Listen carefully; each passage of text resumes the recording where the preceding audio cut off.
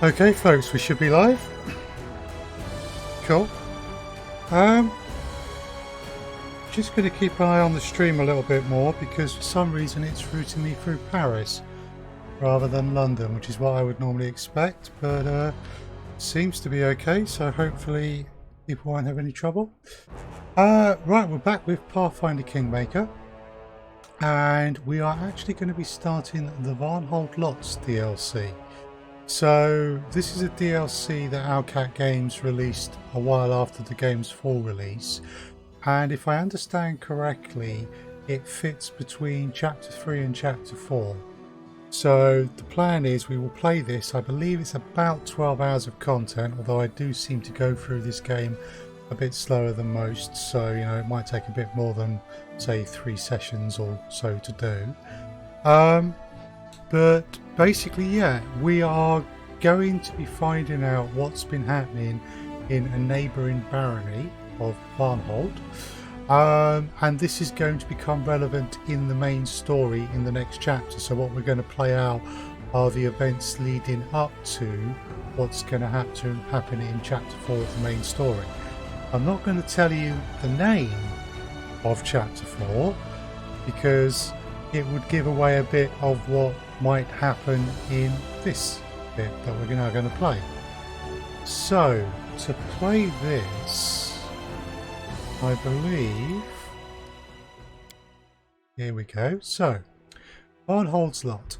While celebrating your victory at Jamandi Eldori's mansion, you met another hero of the stolen lands, the mercenary captain Maegyr Varn. While you build your barony in the Shrike Hills and the Nile Marshes, Varn and his people established their own nation of Varnhold on the plains of Dunswald. What challenges do they face? Play this story and the main campaign will reflect the consequences of the choices you make. So we met Maegyr Varn at the end of Act 1 of the main story. Sorry, not Act 1, Chapter 1. And since then we've played through Chapters 2 and 3, which have been a troll invasion of our own territory, and also the mysterious affliction known as the Season of Bloom, which we've only now just last week managed to resolve. So set to normal difficulty, which suits me fine. So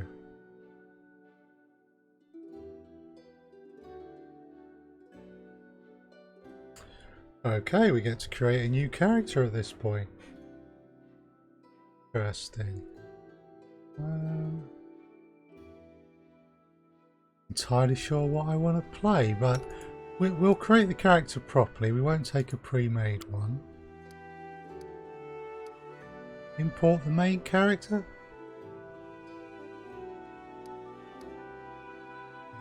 No.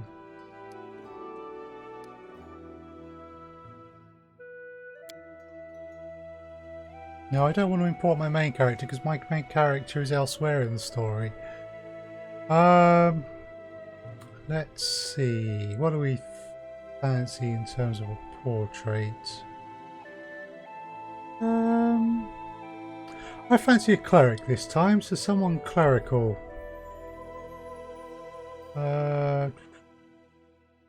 Dwarven clerics work quite well. Yeah.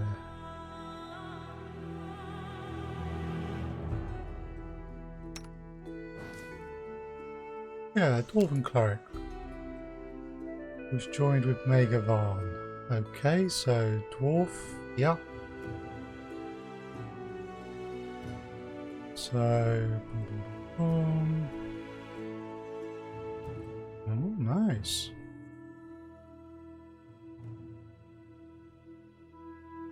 Okay, body type, face, we might. Which one? Hairstyle.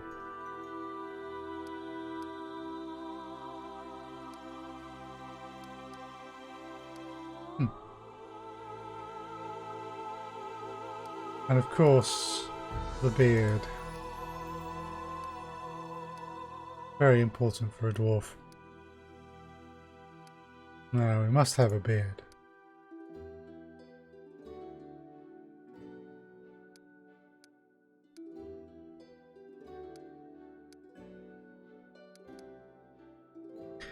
Not quite what I'm after, but you know, that's probably close enough.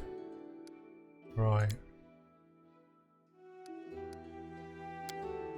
Do I get to modify any of the attributes?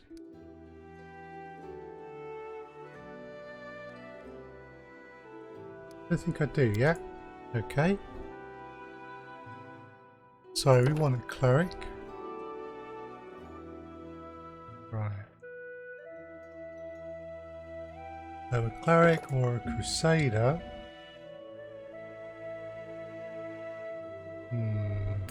Got to assume we're not going to get a huge number of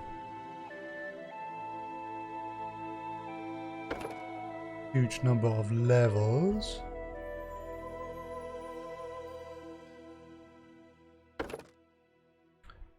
Now, a crusader.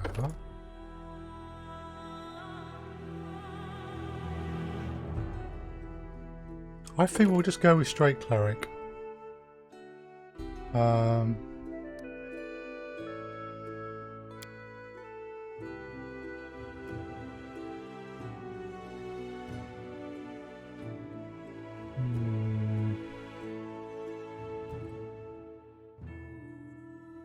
Now my main character is lawful good, so we would probably be best served by someone not of the same alignment.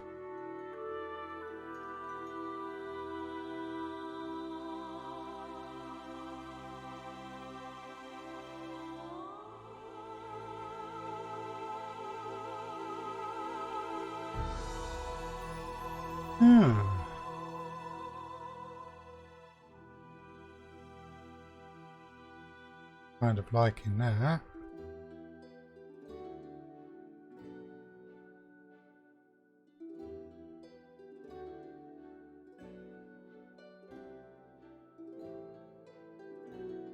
Favorite weapon, light crossbow.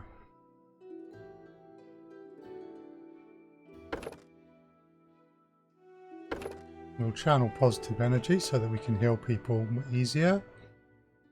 Right, so I'm a crusader.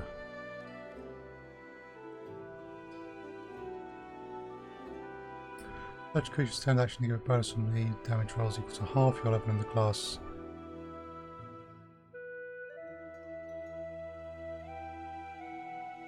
Sundermain.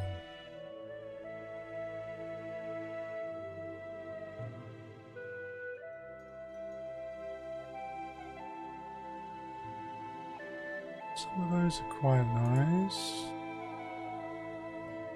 Law. Good.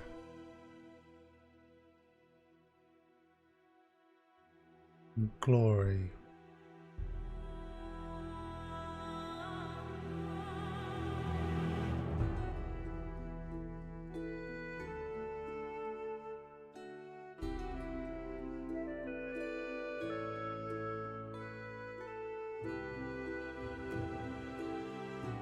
Bonus on the lead damage rolls, so we will take war.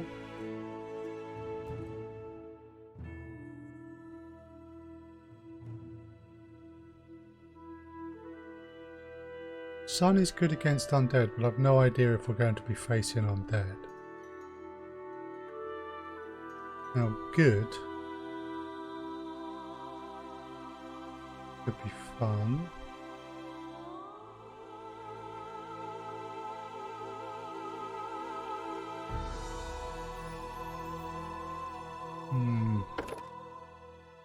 Let's go with good.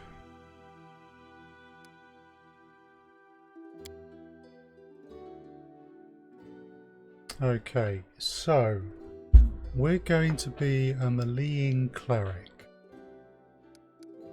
So we're certainly going to want some points in strength. We're probably going to be wearing reasonably heavy armors.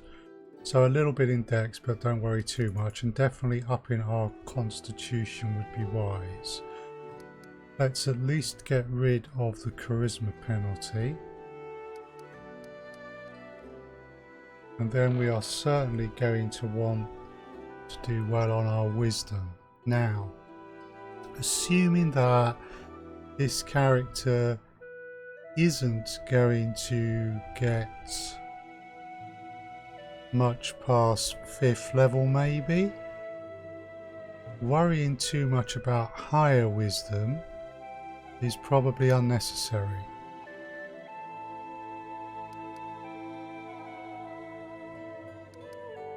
So addressing those, making them a bit stronger, is no bad thing.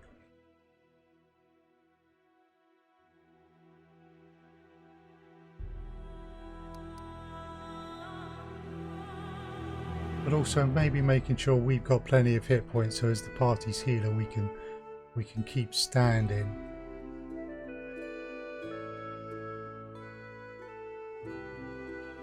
Now we can put a point into something else.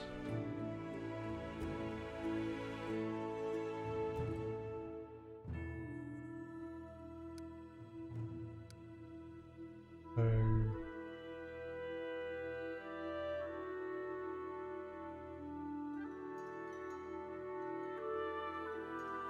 to be honest with you, persuasion and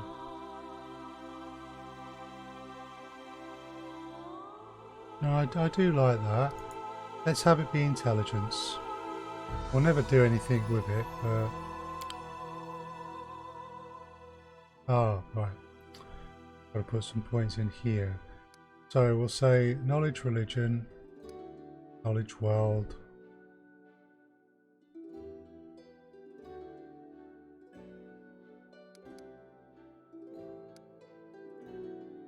Maybe we want a bit more of a dour dwarven cleric. We'll leave the persuasion to others, and instead he can be more knowledgeable.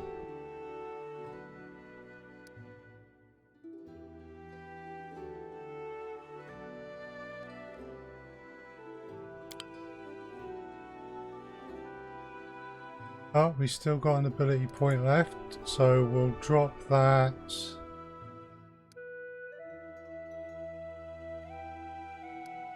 We'll drop that into Dex.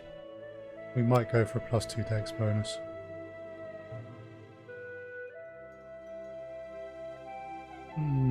Although that is useful. Armor proficiency, heavy armor could be very useful. But combat casting.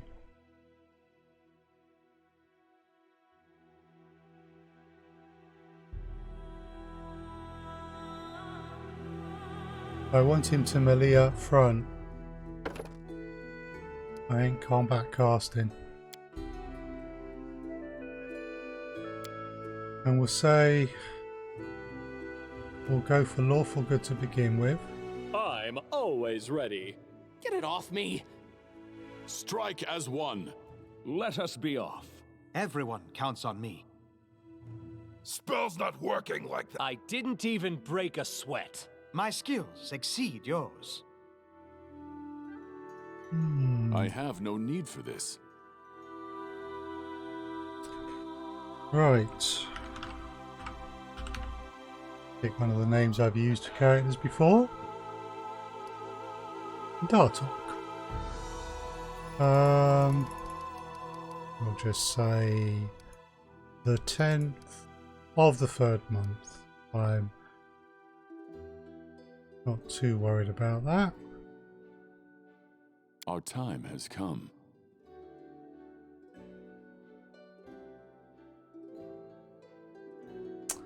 The portrait doesn't really match the figure very well, does it? But there we go.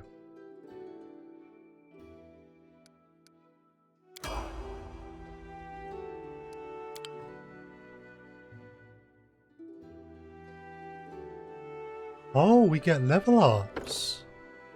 Interesting.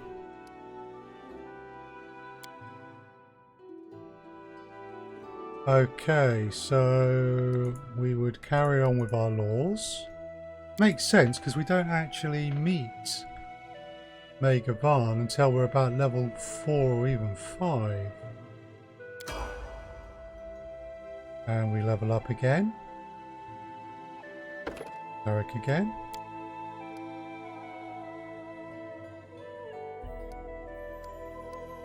And we'll stay up to date with those. Right. So, I would say at this point, heavy armor.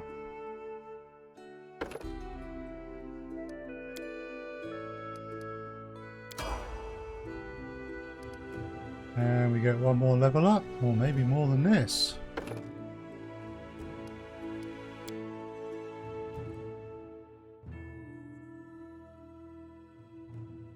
So, because we are actually going to reach a bit of a higher level, we'll put the point into wisdom, which is what we would have done.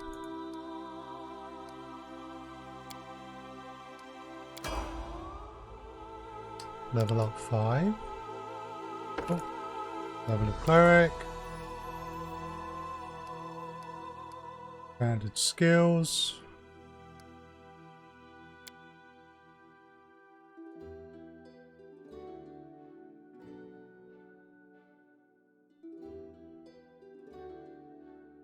So,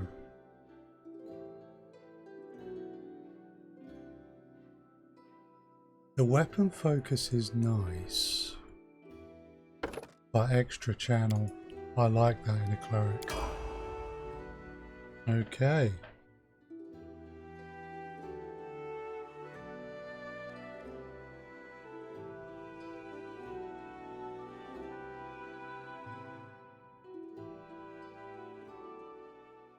Make sure everything's working all right.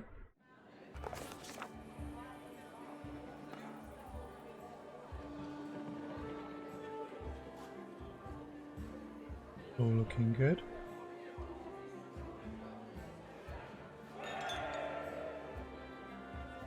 Right, so Varnhold's lot. There are some stories that resemble the last, fleeting gleam of sunlight as the sun sets in the fog. It gleams and disappears, leaving perhaps a bright trace in someone's memory. One such story is of a town called Varnhold, and I, an author still unknown to you, shall convey it in every truthful and exciting detail. Aha! Lords and ladies, today we are here to honor 3 brave people who have done the impossible. They've tamed the stolen lands. Baron Hannes Drelev, the new master of Glenabon, Captain Maegyr Varn, the conqueror of Dunsword, and finally, the tamer of the Shrike Hills, who put an end to the atrocities of the Stag Lord's bandits. Step forward. Right. On behalf of the people of the free city of Restov, I confer upon you this noble title. Rise, your grace.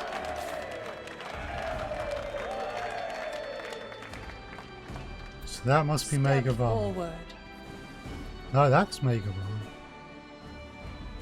On behalf of the people of the free city of Restov, I confer upon you this noble title. Rise, your grace.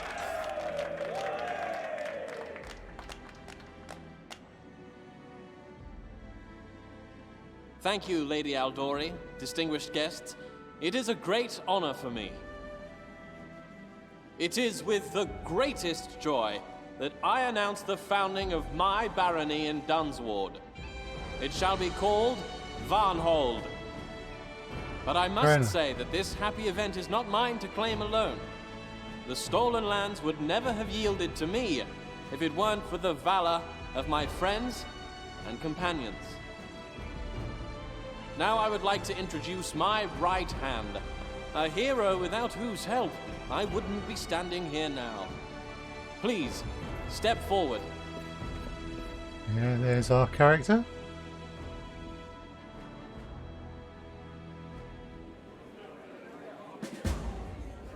City of Restov, cradle of intrigue and wellspring of greatness, welcomes the daring conquerors of the stolen land.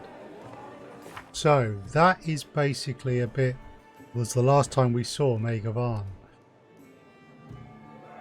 His loyal companions matter. What awaits them within these walls? During the celebration, Baron Varn's companion can spend their time talking to the guests of the reception and trying to grasp the intricacies of local politics, and then off they go. Varnhold awaits. Cool. Okay. So let's talk. Today we raise our cups to Varnhold. I only look forward to the day that we raise them once more to celebrate an independent Rossland.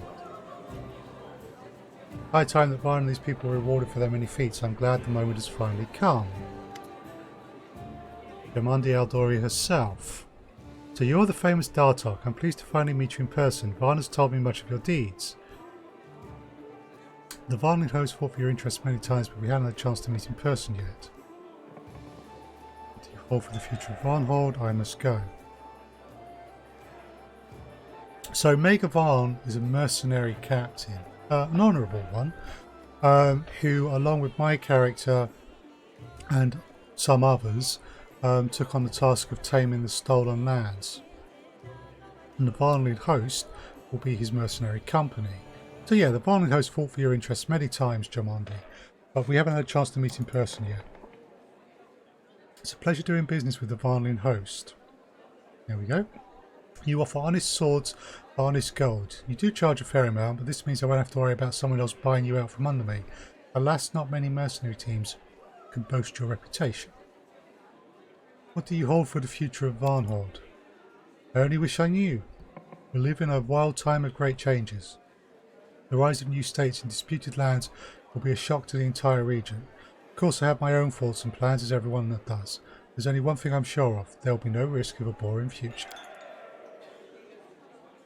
Jamandi Aldori asks me, allow me to return the question. What do you think awaits your young barony? So new victories and new glory? Survive. Nothing good.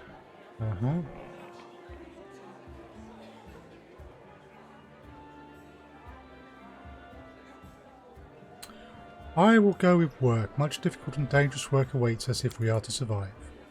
You seem to have both your feet on the ground. It's good to see that Varn has such people around him. He's never lacked for courage, but practicalities have never been his strong suit. Oh, I didn't realise that about Maegyr Varn.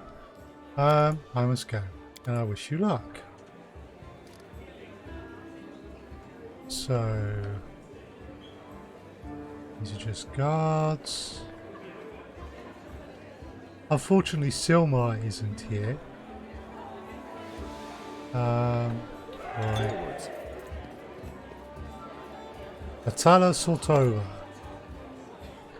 Atala Soltova gives you a cool but mildly curious look, as if you were a peculiar animal at a zoo.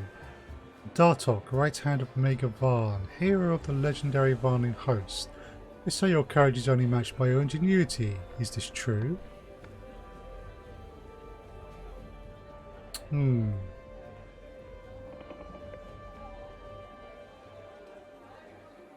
I see you've heard of me, but alas, I don't believe I've had the pleasure of meeting you. There's still a smile on Natala's face, but her eyes and voice become colder than Isian ice. An oversight. People in your trade are wise to know their potential employers or enemies. What do you think of today's reception? Let's try and break the ice a little bit. I suppose Lady Eldori and Lord Mayor Selimios are very happy with this affair. They've managed to plot behind my back along with their new toy baronies. Honestly, I should remind them who Rory's brevoy, and call an immediate end to the entire farce. You know why I haven't? Because it would have been a terribly obvious and crude response to Restos' manoeuvrings. On the battlefield, you wouldn't seek to do the very thing that your adversary expects and has been preparing for, would you? But I assure you, sooner or later we will make our move, just not today. What are your thoughts on the future of Varnhold? You're addressing the ruler of Brevoy. I don't guess anyone's future, I determine it. But as for Varnhold, truth be told, I'm still thinking about what to do with you. We'll see how you deal with the lands you've received. Have a safe journey. I wish your barony happiness and prosperity. Chandra Mervyn. Mercenaries to Baron were some noble families with even humbler beginnings. This is true. Aha! A couple of my companions who came with me to SilmarUK. My friends went ahead by saying to chat with the heroes of the Varnling Host. Who would have imagined that you've accomplished so many feats? I hope someone makes a song about you too. Say whatever you want, but I will... okay. There's an argument going on. How did we... Okay. Varnhold it is thing. It is then. I'll be curious to see what you managed to build there. I might even pay you a visit sometime. Thank you, key. Okay.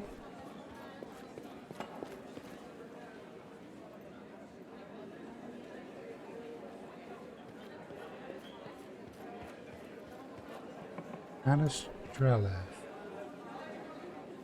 Ah yes, this is the other ruler. He's a bit of a pompous ass. Right, so... Ah, there we go. They're out in the hallway.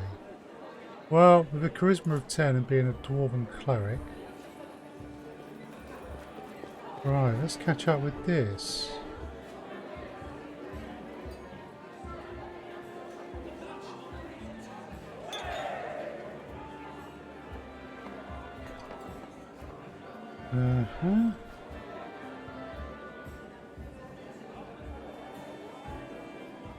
Okay, so single-handedly destroying from reverse are hard for all these years. Don't even start. This is... No, no, no, and you have no idea.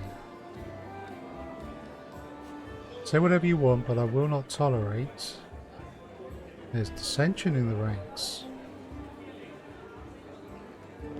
Let's find out what's going on. As the guests linger and entertain themselves, one hero of the occasion stands aside. Maegyr Varn, the leader of the Varnling Host, your direct commander, and henceforth the undisputed Baron of Varnhold.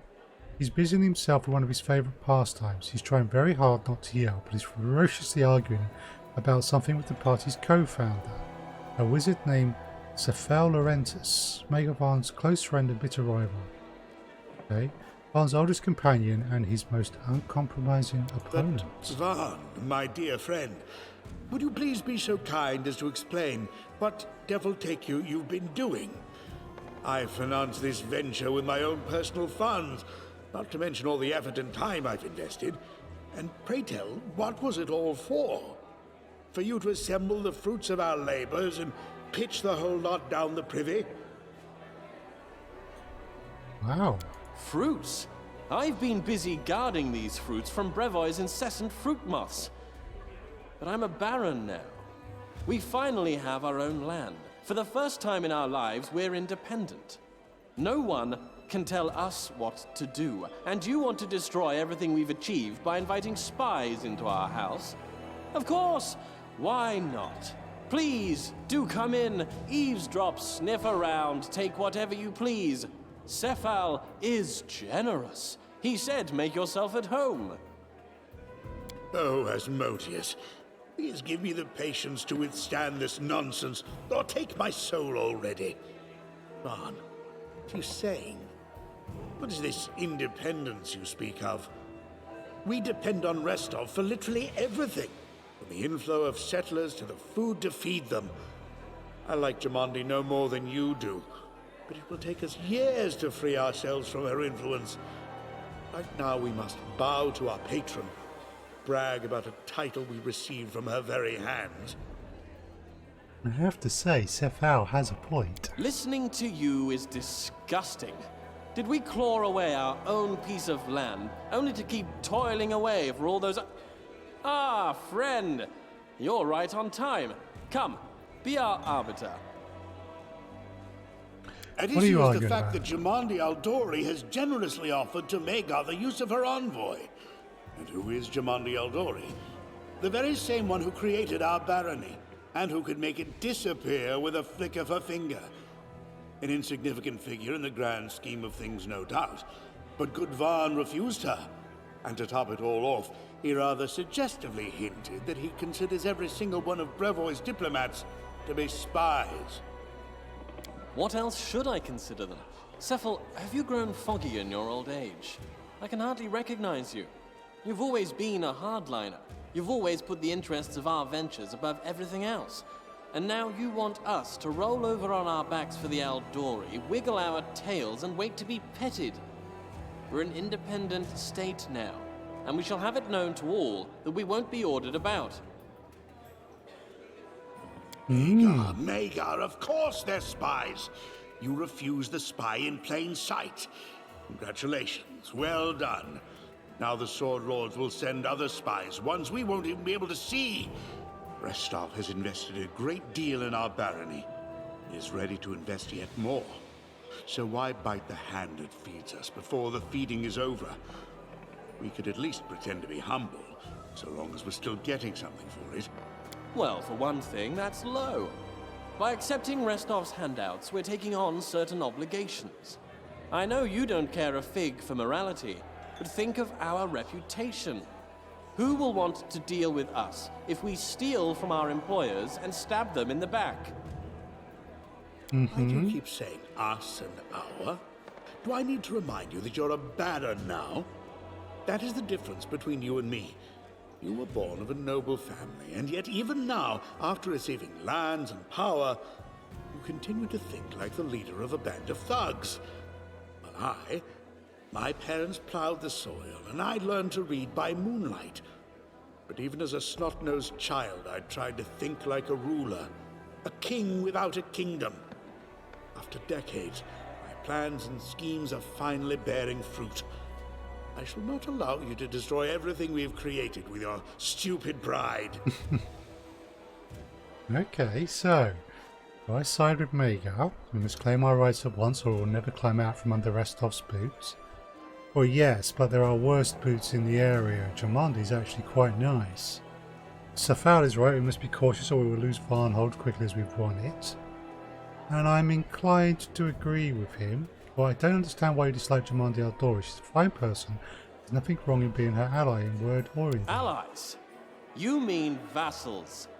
Jamandi keeps singing about freedom and independence, but that's only because it's the legal loophole she's using. In truth, she doesn't want Varnhold as an ally. She wants Varnhold as a puppet. Okay, For fair once enough. I will agree with you, Maegyr. And you, my comrade, do not be so naive. Jamandi is no friend, not to us. Brevoy is on the verge of civil war. When she sends us to die for her ambitions, she'll more than recover Brevoy's investment in us. I see. If you know this, then why would you kowtow to her? You may be an old fox, but she's no little sheep. You think you can deal with the devil, take what you want, and then slip away without paying? Exactly. Asmodeus is my witness. I know more about deals with devils than you. In fact, I'm accustomed to playing the devil's role myself. Deals of this sort. You're not a very nice person. That's the second time he's mentioned Asmodeus, which leads me to believe that that is his patron deity, which is one that I would be opposed to. So I am not going to side with Sefer, even though in truth I think he has All a right, good enough point. arguing. What is done cannot be undone. You spoiled my game quite a bit, Maegyr, and I will not forget it in a hurry. We shall try to play with the hand we were dealt. Celebrations are over. It's time for everyday life. I suggest we exchange bows with the respected hosts and set off to Varnhold. We have much work to do. Yep, I've talked to everyone, so let's go.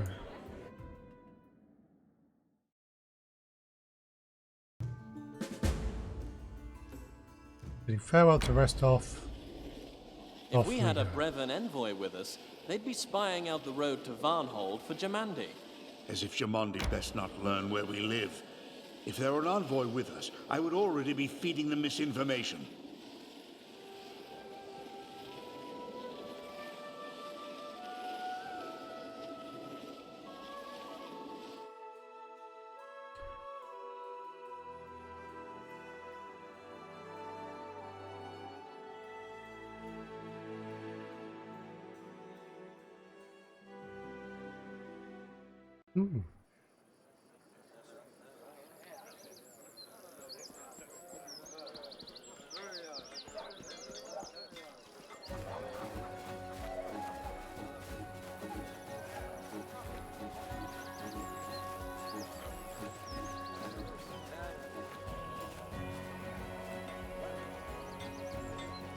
Hell Failures.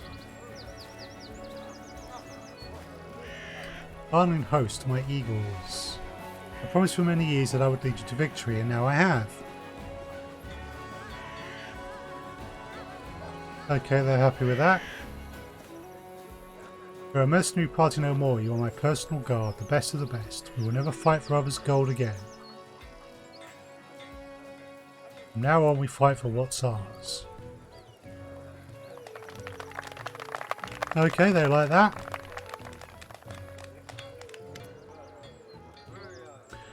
Soldiers fall out and only Kajurdi Hazebok remains, looking as gloomy as ever despite the universal jubilation. The sullen dwarf is quartermaster and chaplain of the Varnling Host, famous for her skill in dampening the commander's enthusiasm.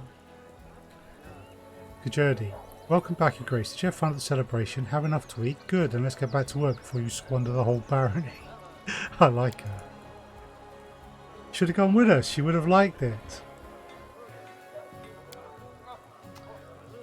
I hate Restov. Besides, while you were at the ball, another bandit gang slithered into town, and who would have taken care of it if I weren't there, huh? Anyway, the festivities are over. You're a baron now. Get to barony. If you say so, to barony. Here's my first order. I shall appoint you Kajurdi as treasurer. You, Safar, will be my regent, and you, Dartok, my general. Any questions? No. Then get to work.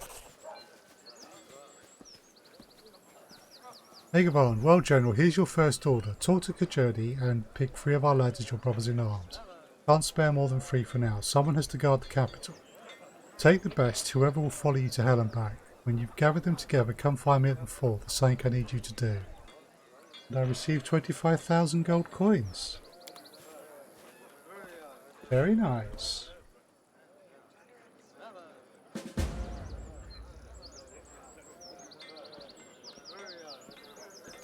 Okay, so let's see what's going on. So that's the beginning. Now is its rightful sovereign, ripples on the water. The news from Dunsward worries Maegyr Varn. So Dunsward, yeah, okay, that's the land around us. Trouble is brewing there and the Barony's people had best sort it out. But what does this news mean? Is it just ordinary petty trouble or a sign of something bigger, a greater threat yet hidden from our eyes? Okay.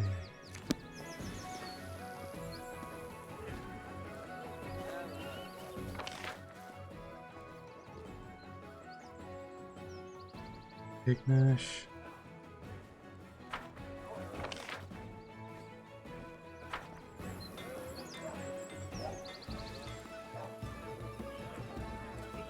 Let's go talk to this person. Ignash, an old man in threadbare robes squints at you fiddling with his matted beard. What do you seek, soldier? Oh, I'm sorry, general, of course. So what would it be? Spells, magic, secrets? Old Ignash can do anything, knows everything. I have wands and potions. I can tell you your fortune, it won't cost you much. You detect the stale stench of stale alcohol as the old man mumbles.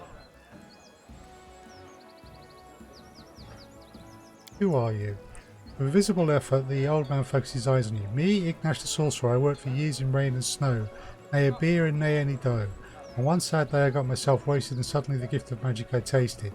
Now I wander with fortunes to tell and spells to sell. If I've got 25,000 gold pieces, I'll give him 5 and see what my fortune is.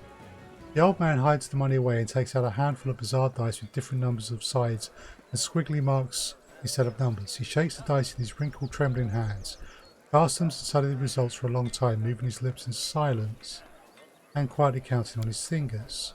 You walk by secret paths and come to a crossing without roads. If you step forward, you will lose your way. If you turn back, you will be lost. But either way, the liar's voice will find you. If you listen, he will deceive you. So there's a liar in our future. Show me your wares. Okay, so this is obviously to allow me to kit my character out more in keeping with what I would want. I have a bag of holding, just a standard heavy mace, a light shield and a long sword. Well, favoured weapon of my god is the longsword, so we have a scroll of breath and a scroll of cure light wounds. So yeah, we definitely need to be stocking up from Ignash. So rings of protection would be good.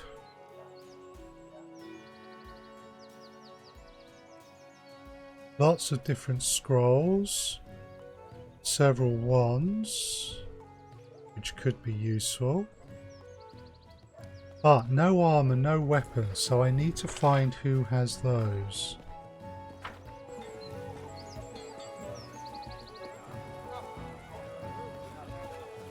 Someone around here has armor and weapons. I don't think I can cross there. Our path leads on. Oh, perhaps I can. Right, something I haven't done yet is quick save. So.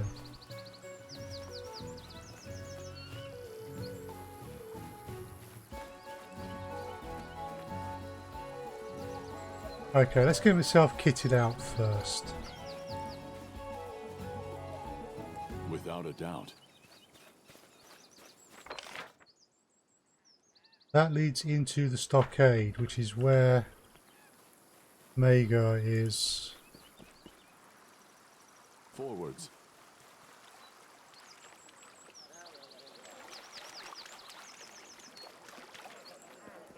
You're just the peasants.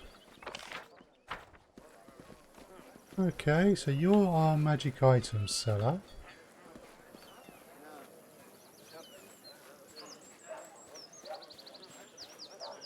Fisherman.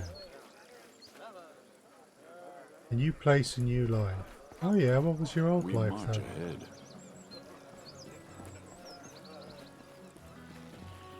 Ah, right. There are a number of fishermen. So fishing, peasant, probably some farming. Oh, spell book. Don't think we've spelled my. Ah, right. I need to set my spells. So bless, cause sphere, good choice. Shield of faith. Yeah, that's a deflection bonus. Okay. Stunning barrier.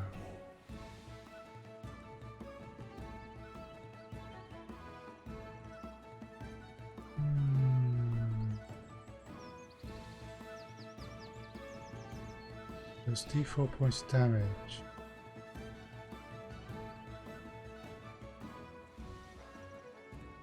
Divine favor.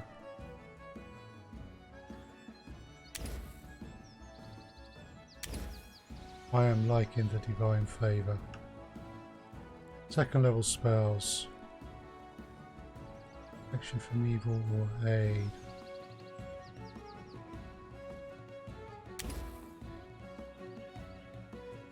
There's endurance, blessings of life and courage.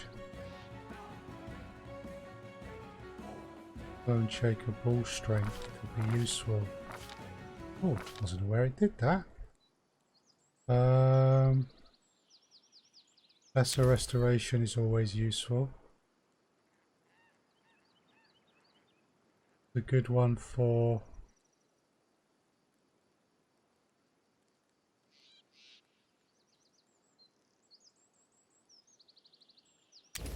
ball strength's a good one. I'm a melee.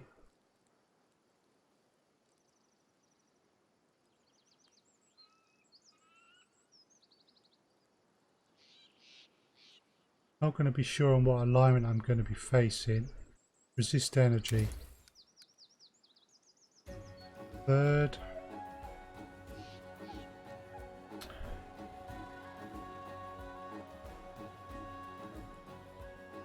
Let's see, delay poison communal has proven to be very useful in the past. Or magical vestment. Prayer.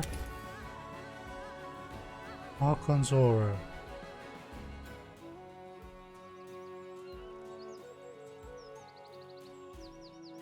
Okay.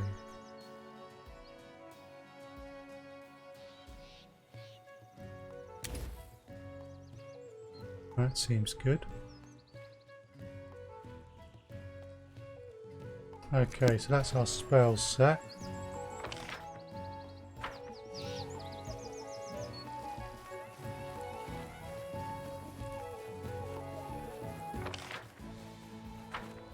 Okay. Just another fisherman.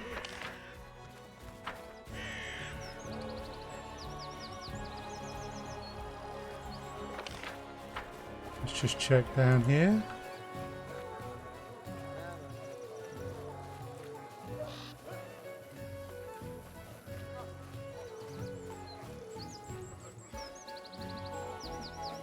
There's her.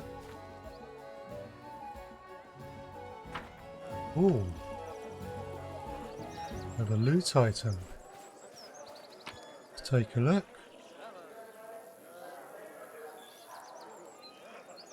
Some odds and ends. Sahara Gecko Bruiser. Right.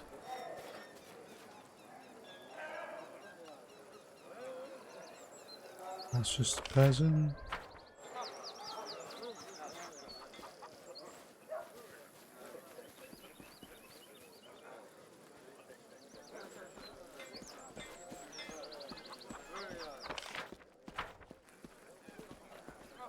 Okay.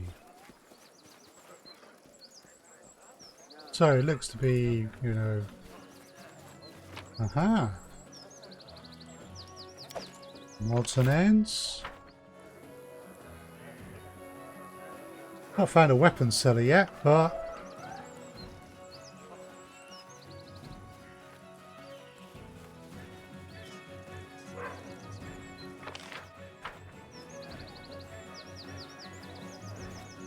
Without a doubt.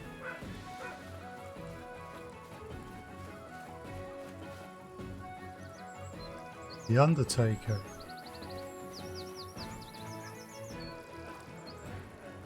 That's quite an Undertaker. Okay. I will guide us. Comedian, eh? Right.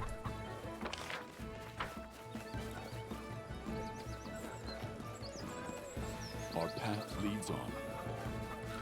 Right, let's go see if there's anyone in the inn before we talk to the person we're supposed to talk to.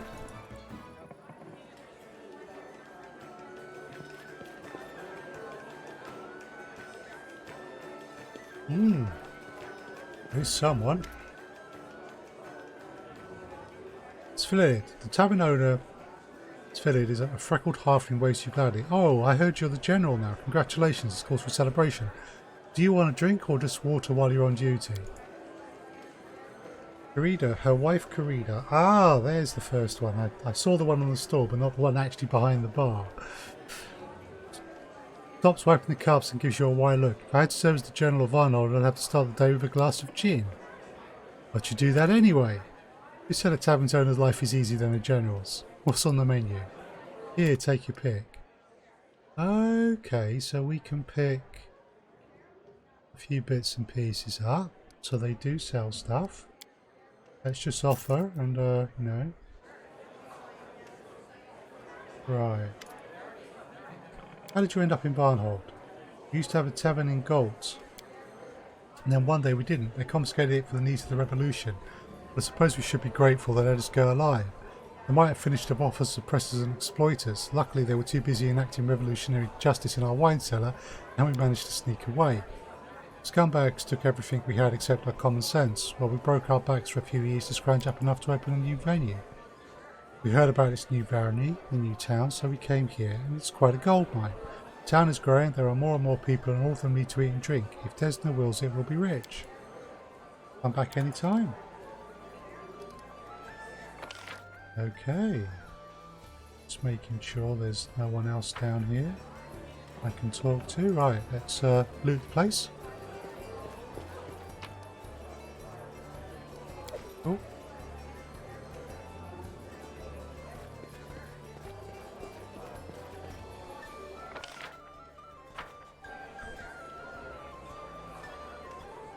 Okay, let's head up. Forwards. What's this? Camping supplies. Yeah, we probably will need them at some point. That's where we can sleep, or a place to sleep. And so presumably that's our room. or a room we have the use of.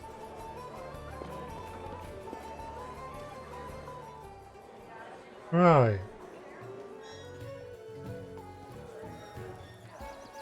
Well, we've got to talk to this lady. Ah, right, cool. She sells equipment. So, the Jody Eisbach, formerly quartermaster and chaplain of the Varnling Host, now treasurer of Varnhold, greets you with a curt nod. Over all the years you've spent in a party with this no-nonsense dwarf, she's only smiled 3 or 4 times, and never when she was sober.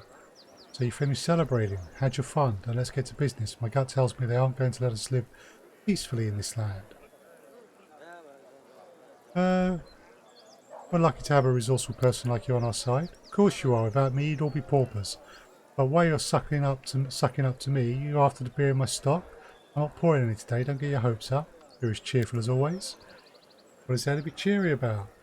Of course, the barony is a profitable venture, but do you have any idea what it's like to be treasurer? The quartermaster's job was a thorn in my butt, but this one is more like a wyvern's claw, or a whole wyvern. Need the help of a priest. Okay. Yeah. I need some equipment. Take your piece. Right, cool.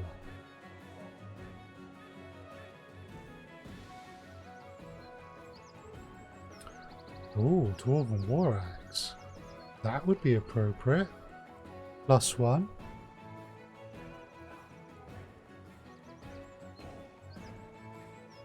Gnome hooked hammer. Interesting. Fail. Weapon of my god is a longsword, the preferred weapon, so I should really be going for a longsword.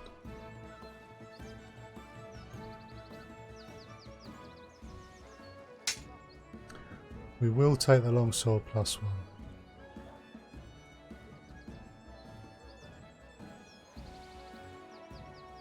Oh, we got some more down here.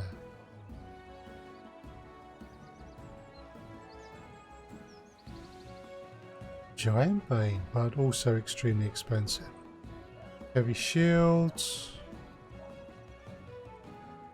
8 armor class, 7 armor class. Half plate, 9 armor class.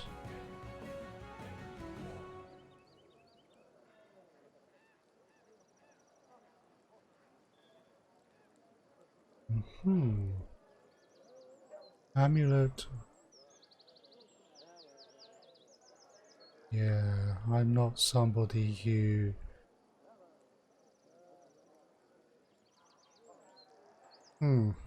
Okay. The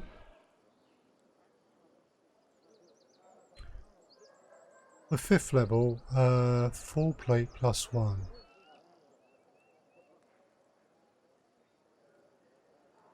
That's a lot of weight.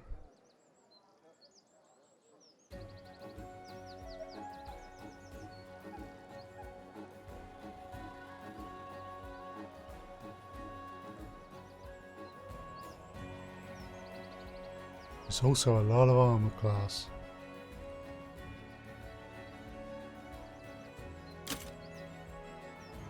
Actually, I'm a dwarf, so being a dwarf, I don't think my movement speed decreases.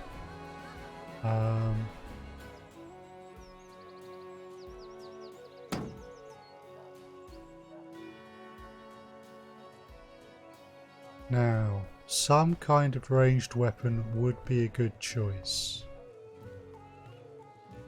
As I'm a dwarf, I'm thinking crossbows.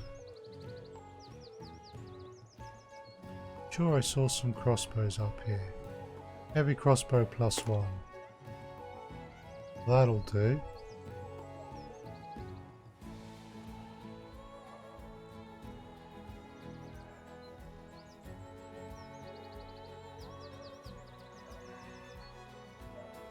Okay, that'll do for the basics. We had a... Other guy had a ring of protection +2.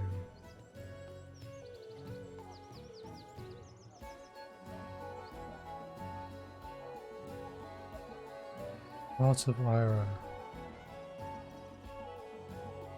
Well, that's nice, but I can't afford it.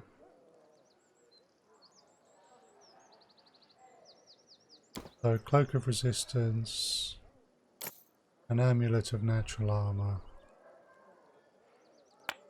We'll take the Ring of Protection.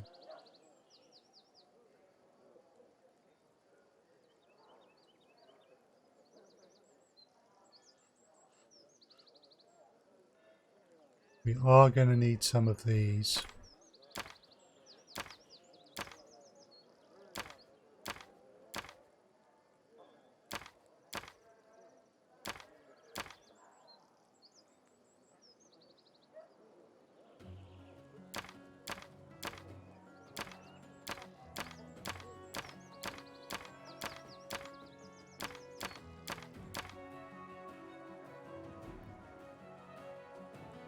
Those will certainly help.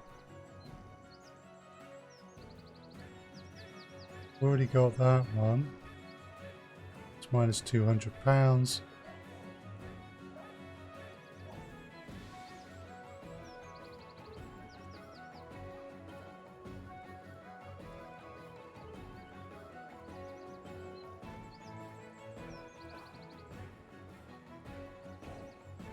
Belt of Giant Strength would be nice.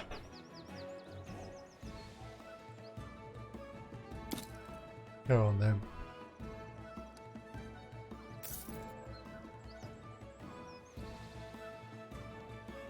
And now we're a pauper. Right. Let's get suited up.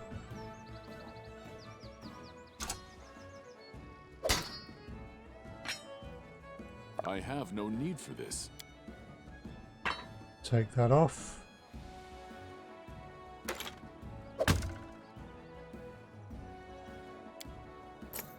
Equip that.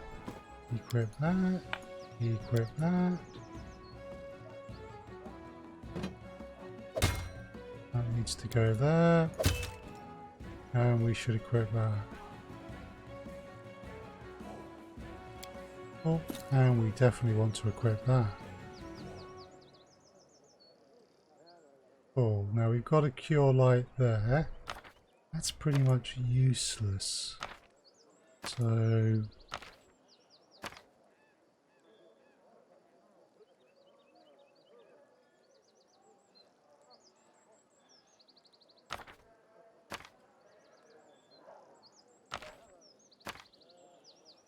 there we go.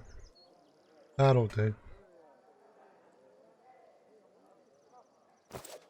Right, now we can sell some of what we've just done.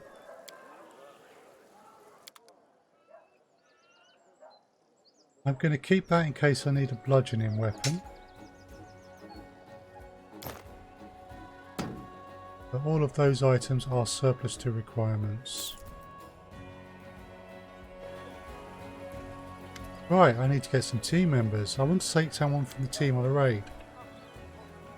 I would recommend Gekor the Bruiser and Tahara.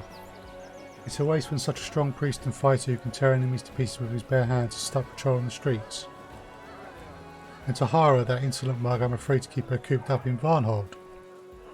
Not if she starts thinking too fondly of the good old times when she was a pirate. I'll take those three. That's a deal. Cool. Right. We have to go talk to Baron Varn then.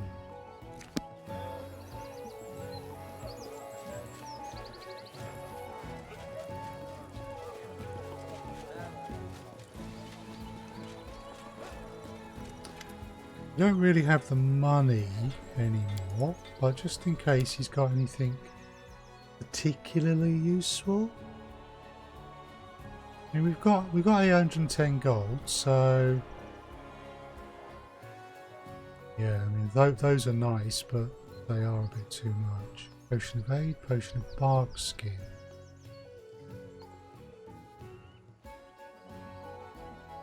Ah. Healing potions. Potion of Enlarged Person.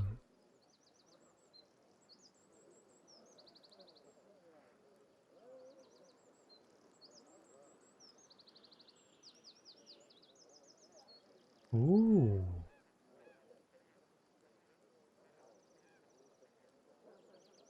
That's kind of nice spell.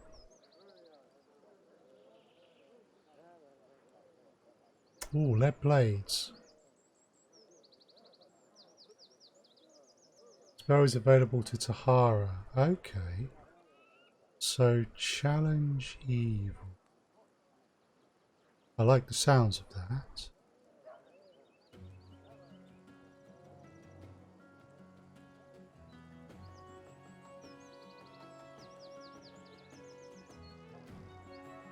Okay.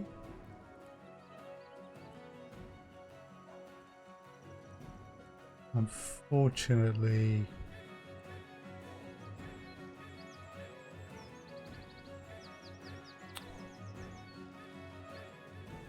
it's not looking like any of the ones are going to be a goer.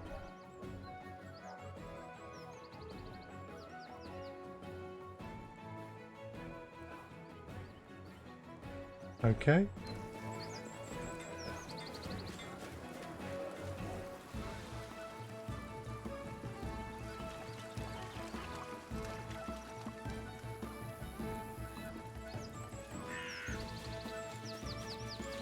Without a doubt. Stockade. Right. There's Safal, there's Maegyr.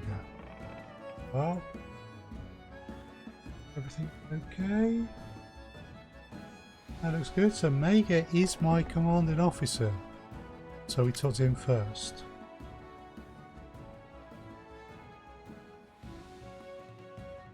Right. Maegyr Varn. Maegyr stands half turned to you. There is tension in his pose. There are any stares into the distance. Without turning, he begins to speak. Dartok, you are right on time. We need to discuss the incident in Dunsward and about 1,000 other things that have come crashing down on us, along with the Baronhood. Okay, so what do I need to know about the incident? How are you coping? Let me ask you a question. How is you not sick to death for arguing with Safal? Right, what do I need to know about the incident in Dunsward? There's a place in my dominions called the City of Hollow Eyes. Until recently it was considered quite a peaceful and harmless place, despite its name. But something strange is going on there. Our scouts report that the Centuars have attacked the locals and a gang of cutthroats is wandering in the area. It's a good bet the Centuars and bandits were uprooted by something else, something dangerous. Or perhaps they are drawn to the place by something precious. So that's been revealed. One day I will certainly become a decent baron. I will sit on the throne, sip wine and grow fat. Before that wonderful day comes, I hope to add a few more pages to the adventures of the Varnling Host. If you are ready, General, say the word. I'm ready to stretch my legs. I need some more time to prepare. How are you coping with everything crashing down on you, along with the title?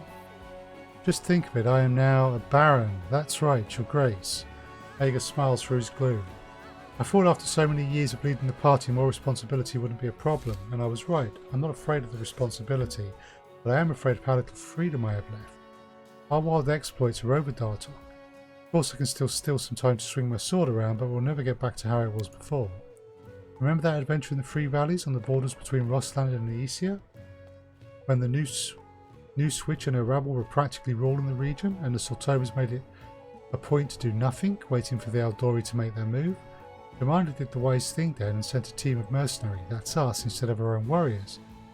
But we definitely didn't do a single wise thing. You remember whose idea it was to use me as bait?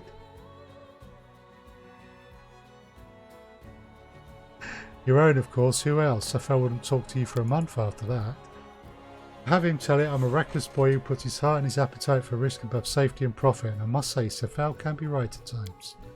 But yes, it was an insane plan. Of course we could have listened to Safal, waited for the scouts from Galt and watched while more and more people went missing.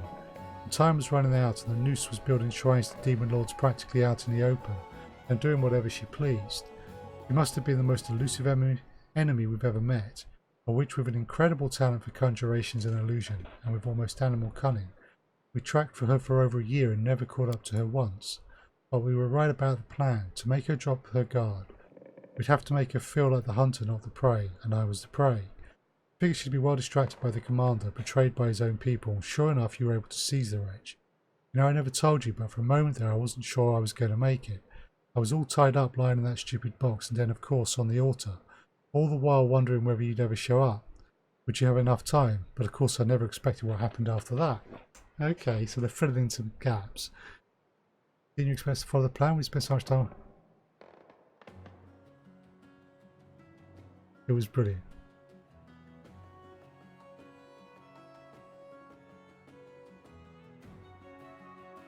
I would say as a lawful good dwarf I'm more likely to go with option 1. The fact you followed the plan didn't surprise me. What surprised me is that it worked. Something always has to go wrong, you know. All right with what's wrong with me. It was one of the best pages in the history of the party, a daring plan, a bold victory. Let me ask you a question. How is it you're not sick to death of arguing with Safar? Maegyr smiles coyly. A well thought out strategy. No, I mean it seriously. I've seen firsthand that the best way to rule is when one person makes the decision and has the responsibility, but lets everyone else speak and tries to hear them all. No one is perfect, Artok, especially mercenary captain Maegyr Varn, who somehow became a ruler for no good reason. As long as Safar is with me, as long as I hear him contradict me at every tiny step, well, I won't risk convincing myself of my own infallibility. Yeah. Of course, there's another side to this. Making decisions nowadays means drowning in endless arguments, and governing is a competition in finding out who's the biggest idiot. That's why you're so important to me, Maegyr adds much more seriously. Without you, Safar and I would end up acting like fools because we wouldn't be able to stop arguing at the right time.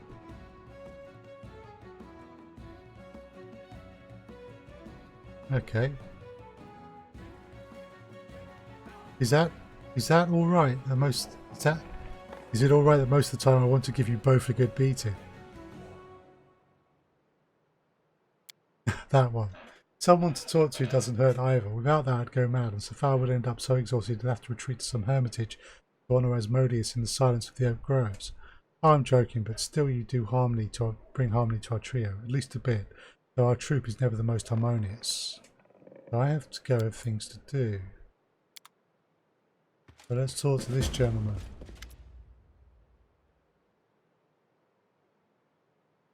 Hello, hello. Oops, sorry. Come on in, sit. I'm a little busy just now, but I can make some time for you. You're not bothering me over nothing, are you? Where are you from? People know as much as I allow, which I grant is little. However, a person is identified not by their past, but by their actions. The way they behave when faced with danger and temptation. How they hold up under pressure and how they spend their leisure. After our many years together, you know me better than most. As for my homeland, it's of no importance. They do not miss me and I have no longing to return. How did you end up in a party of mercenaries? I did not end up in one, I created it. I sold everything I had and combined my efforts with a certain hot-tempered young man, set on advancing his humble glory, as much as I was set on increasing my humble savings. As you can see, it was a successful venture.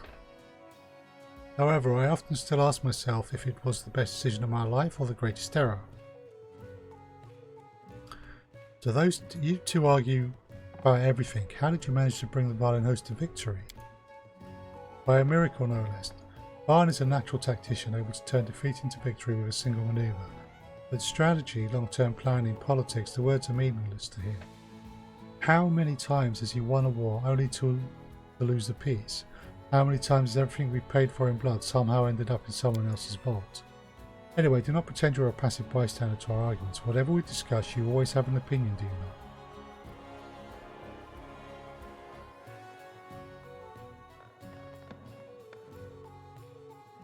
Both defend your opinions so ardently that you often overlook things. Quite right. You often point out something that allows both of us to see a problem from another angle, but let's be honest. Regardless of the point of view, Maegyr Varn and I commonly arrive at opposite conclusions. Yeah, they do. What do you think about the barony's prospects? I'm none too hopeful, at least not until Varn gets his head straight and starts learning to see things like a politician, not a brawler. The experience of our shared ventures has not reassured me. Need I remind you how we hunted the noose, that infamous witch? I've no complaints about you, of course. You strictly adhered to the plan, and indeed we were able to seize the witch. But the plan itself, using party leader as bait, risking Hafford in case of his death, it was completely insane. And that sums up Varn. He's capable of such great insights and bright ideas, but he risks too much and has no sense of consequences. I cannot vouch for the fate of Varnhold if he does not rein himself in. I have to go. Yes, you and I are both busy people now. What a joke to be advisors to a baron who is doing everything in his power to destroy his own state. From my point of view, I think I managed to steer a course between the two there. I'm ready to set off to Dunwald, and so are our people. Are you sure? It's your call, but I'm going to ride you hard, just like in the old days. There won't be time for daydreaming or replenishing supplies. Let's go. Right. Let's save first. Right, we've saved. Now we can go. Okay. Oh, that's easy enough. I don't know what everyone is, but...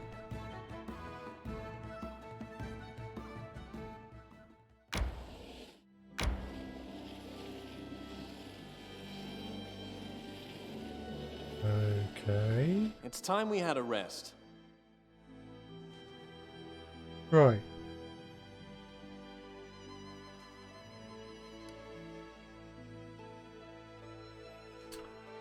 Apparently I have to begin resting, so let's manage.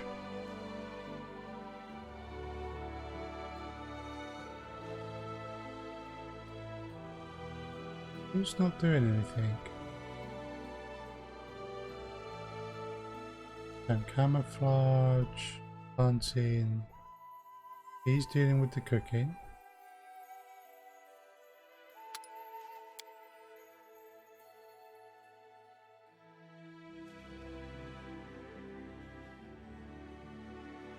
My abilities in all of these things are merely +2. Right, well in that case, I don't really have anything to add. Actually, let's just make sure someone else doesn't do better.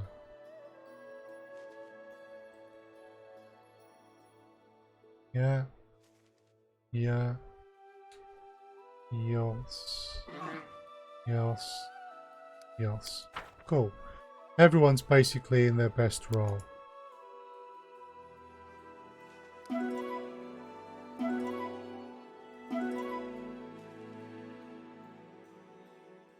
Oh. People always invent such creepy names for old ruins. I bet when the Cyclops were alive, they called that place Goat Smell Walk or something of that sort. I highly doubt it. The ancient Cyclopes, after all, had far better taste than you. There were complaints about merchants disappearing in this area, along with their goods. We should look into this. Okay, so we're being, in this DLC, we are being led specifically to where we need to be. Right. Now. We need to look up everyone's abilities, see what we're dealing with. I'm a 5th level cleric. Maegyr Varn.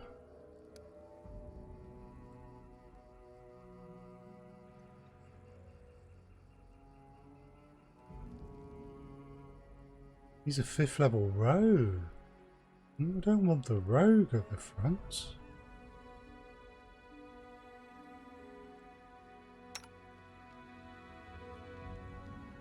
Fifth level wizard. 5th level herald caller. So she's a type of cleric as well. And she has an animal. Nice. We have a 5th level ranger 3 bruiser who might explain the animal. And a 5th level monk.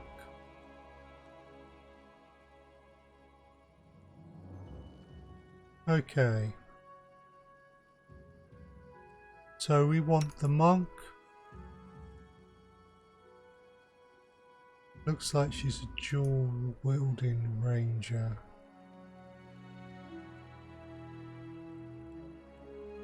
Two weapon fighting, yeah. She's a dual wielding ranger. So this is our up front team.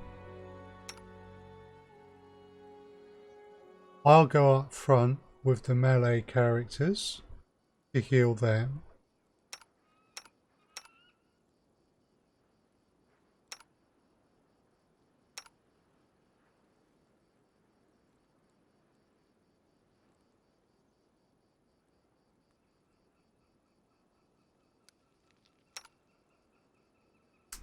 None of us have got selective channeling. I missed that. I really should have taken that.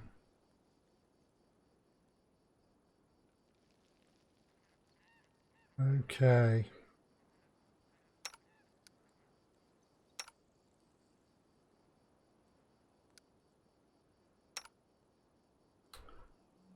Got some nice abilities, but he needs to go into he needs to get into combat after and come in from behind. 44, 49, yeah.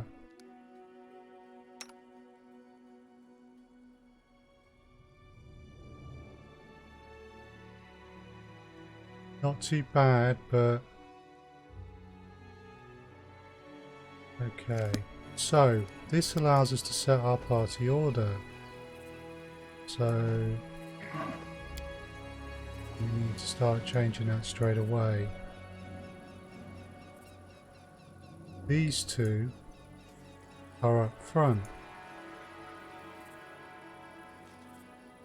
The elk and me next. Then Maegyr.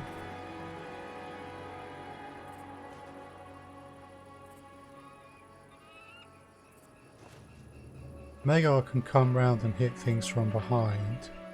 The elk isn't necessarily very strong, so... Right.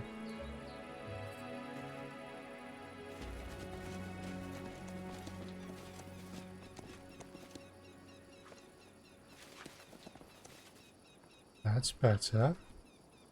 Ooh. Edible moss. Some stuff is visible up here.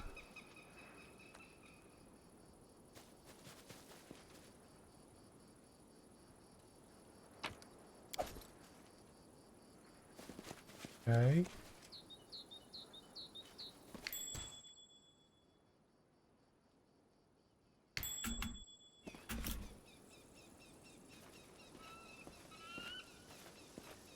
Maegyr needs to deal with them for us then.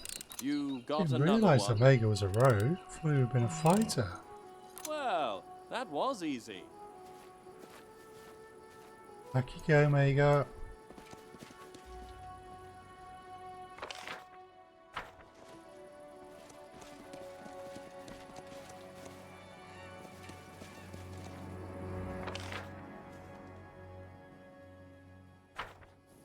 Okay. Defeat is not an option. The goblin lynx We eye. shall overcome.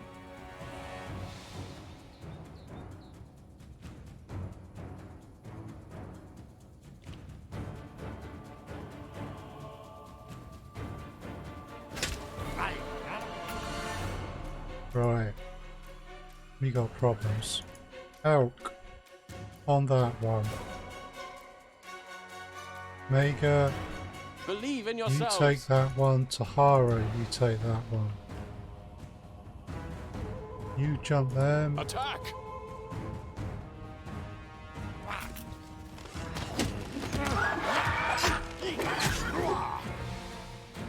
Right.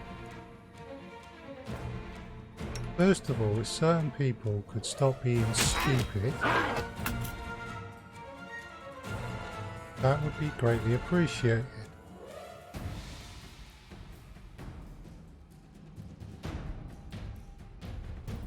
She's taken a bit of a blow, has she? So... if, my dear...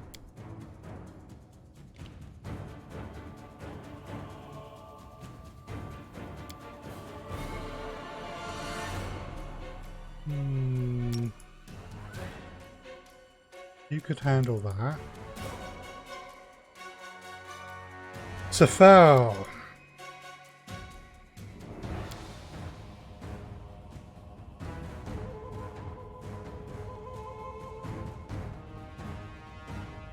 That asks one the level. Yeah, you cast Force Life. This won't be the last fight we have here. Right, what you got? Ooh.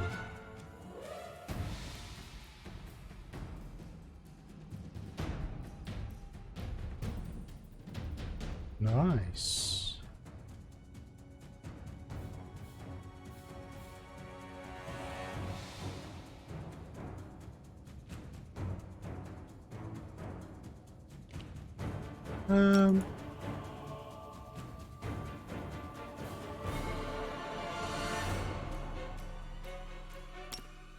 Yeah.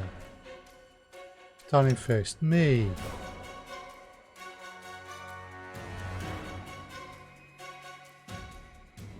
What might I do here? Bless will last us 1 minute per level. Yeah, but I'm in combat. What about other abilities?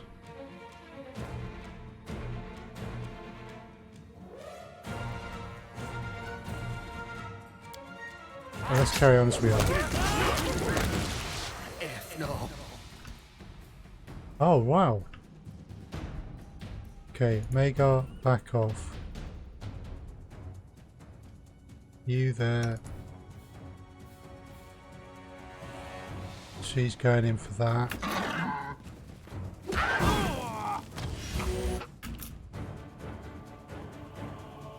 Right. Strike as one. I need to take that. Fireball's not going to work very well.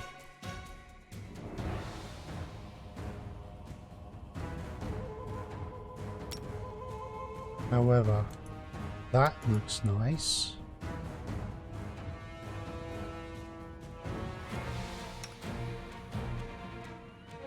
Gecko, I need you over here.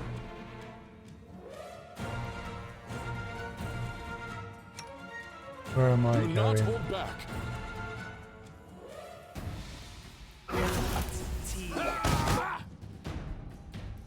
Cool. Right, lady.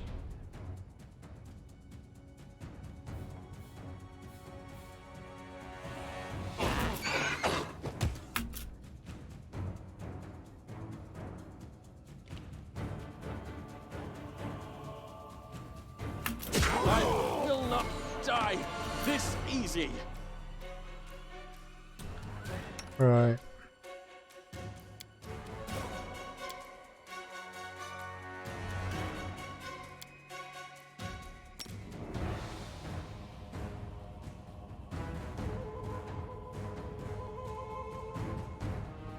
Let's have...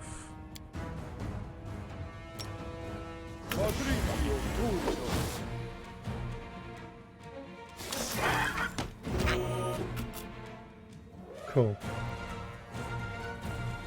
Right.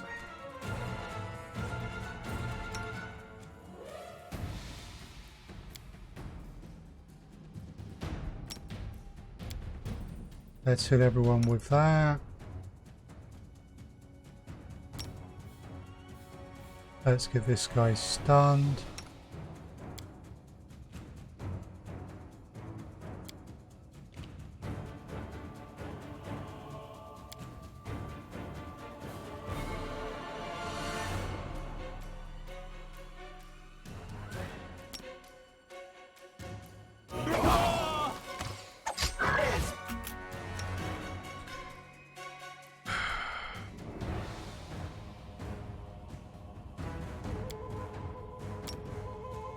Keep him here, please.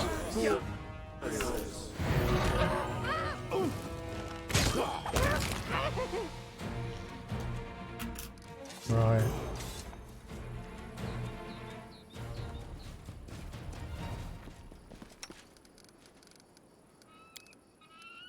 Need to move quickly.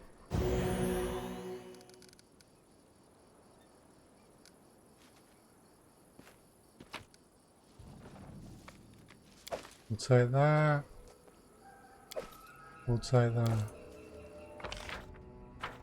Up there's probably some more.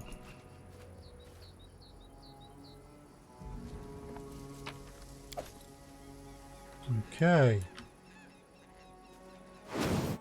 Save. And we've lost the animals.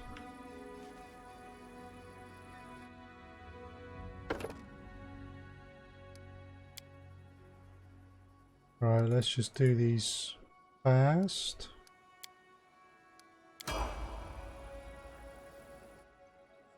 There you go.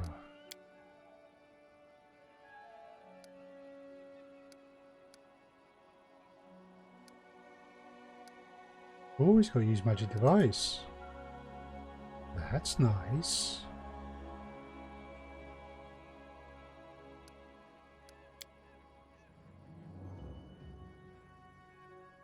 Canny observer. That could be really useful.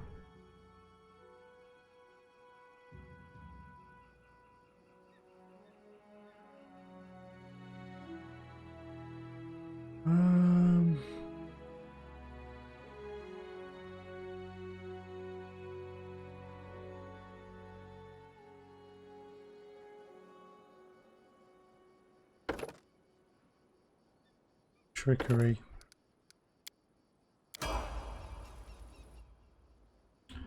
Right, so another level of wizard.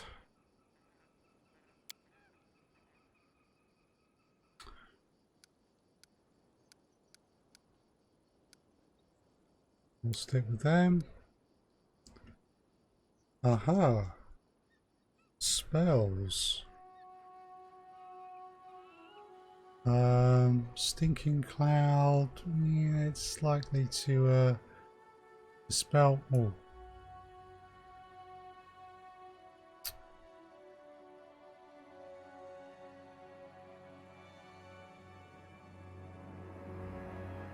I'm liking lightning bolt. And I'm liking haste.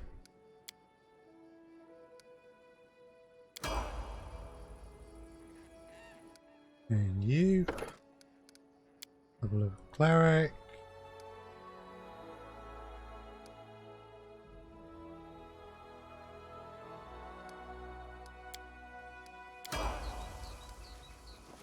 And you, my dear. Have a level of ranger.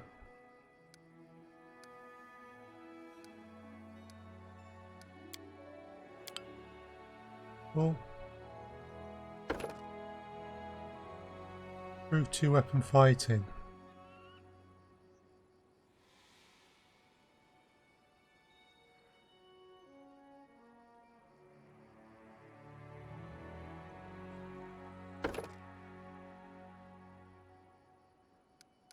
Can I use that? Oh, right, okay. It's because she's a ranger, she just gets it anyway despite the penalties. Okay, cool. Another level of the monk.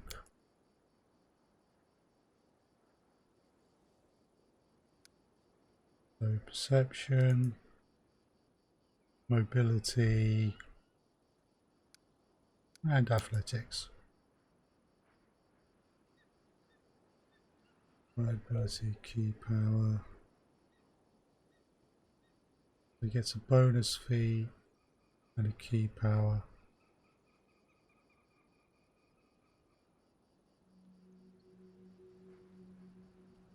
Dragon Ferocity.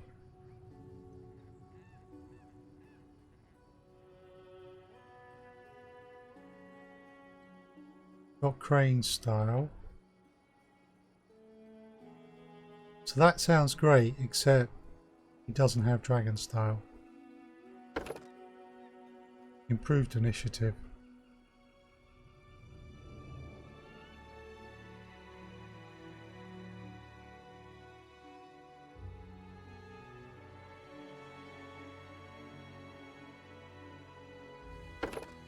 Bark skin. Right.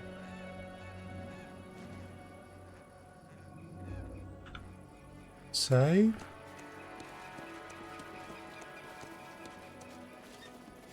Aha. We march ahead.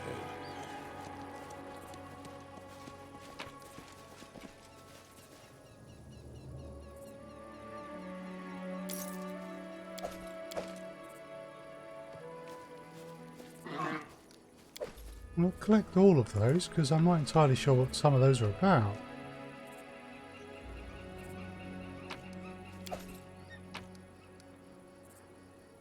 Sickle, grinding stone. Okay.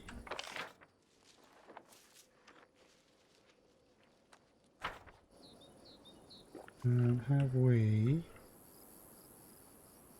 seen? Well, let's just see if we have checked thoroughly down here.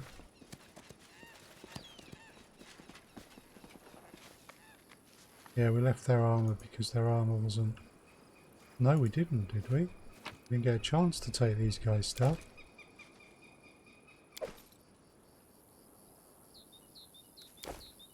Okay. We have looted.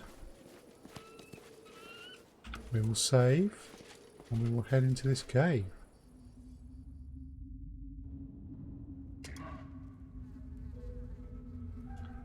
This could be bad. Test these goblins sometimes and saw once if it eats me, you'd be with... What? We open it for you, Baron your Grace. A Baron Goblin? Me be Baron, chest be mine, no touching Baron's treasure.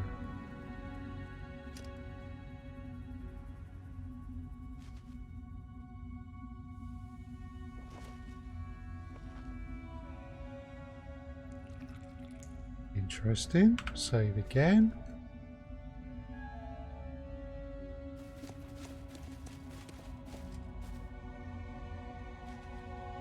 I think we'll proceed directly to blowing people up.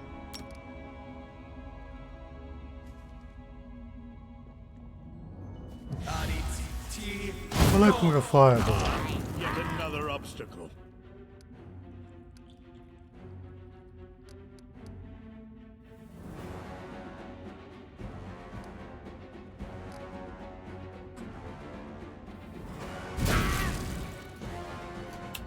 Right, me.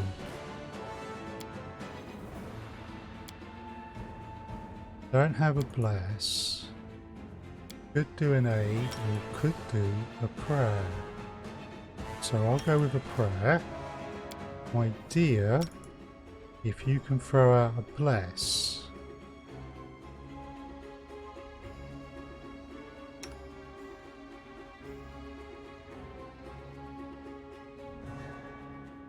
And if you could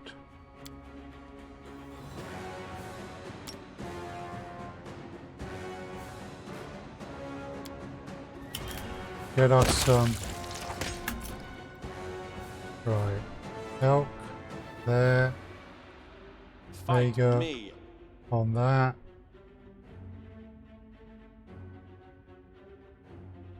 Where am I? That's me.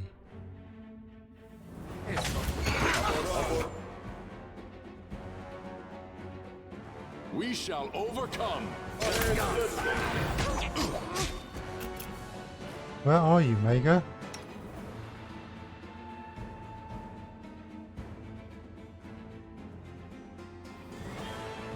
Right. I need you, lady.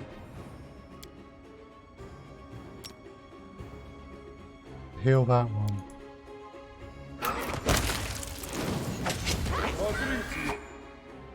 Right, Maegyr, go there. And then go there. No!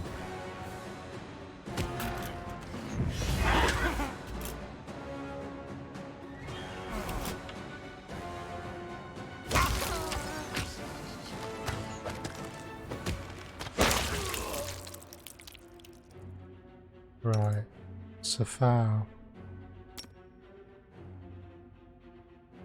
You wouldn't mind.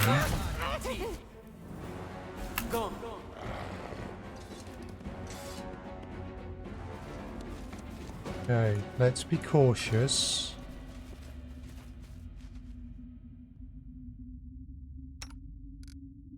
So how's our elk doing?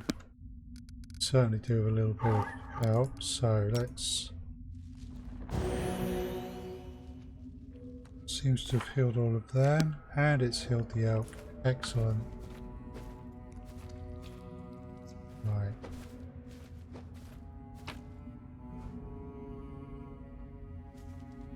Okay, these items are... Aha! Masterwork daggers. Some nice potions. Leather armor +1.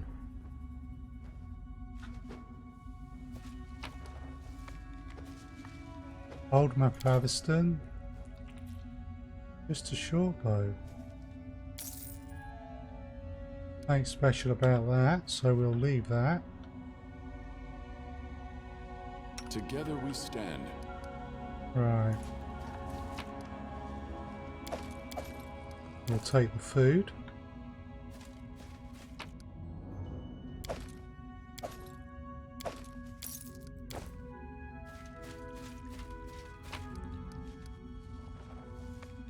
Just a couple of long swords, some incense and a bit of gold.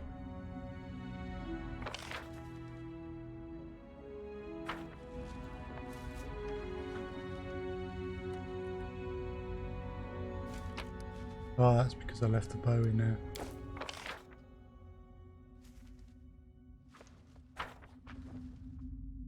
Our time has come. I will guide us. Staying away from the chest for the moment. What the goblins were saying about that chest was a bit weird.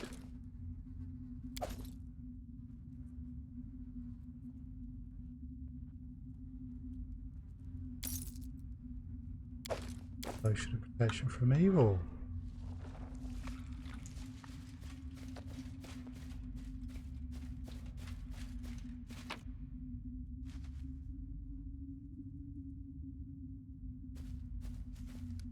Okay. Without a doubt.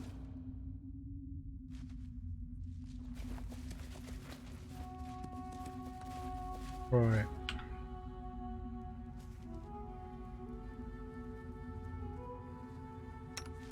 Hey, monkey boy. Locked, is it? Yes, my friend? There you go. Well, that was easy. Whoa.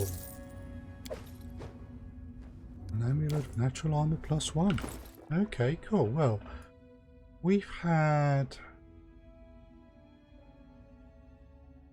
So, he's wearing studded leather +1, which isn't as good as that. He's wearing studded leather +1. Breastplates.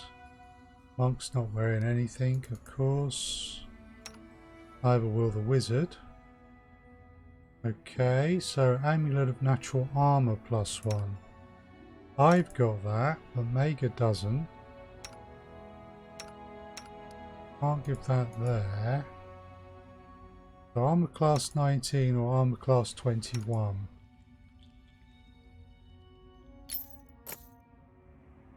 Let's help her out.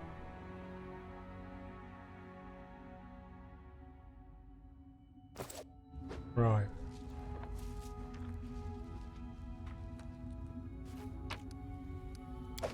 We'll take all the foodstuffs. I think we've already checked this one.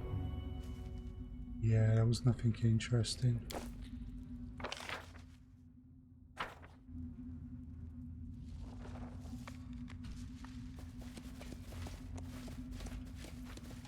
Now we'll just bring everyone up so that people have the ability to make perception checks if there's anything of interest. Best guess would be that the goblins are the ones responsible. There's no particular quest, so yeah.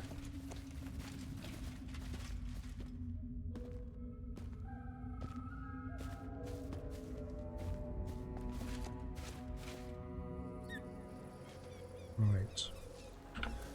Save. Characters. Spell books. Spells she's got memorized.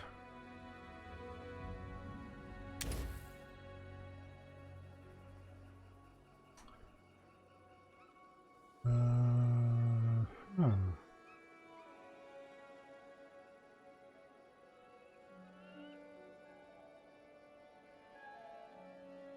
I'm going to go with acid more in both cases. Right. Do you have any more spell slots? You do.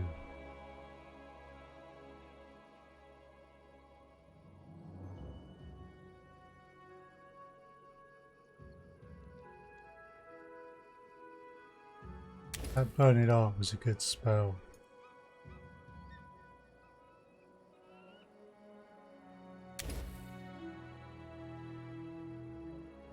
Naturally, we'll replace that there.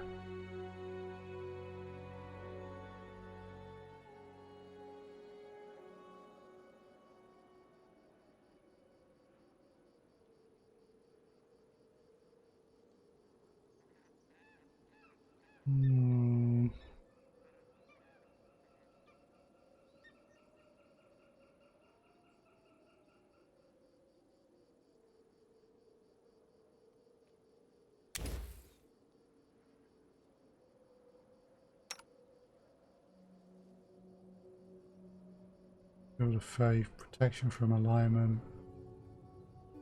Difficult to say what alignment you're going to be dealing with, so not so useful. Magic Fan.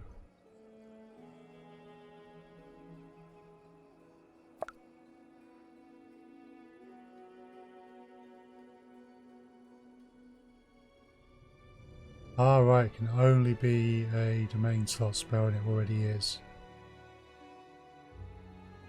In that case,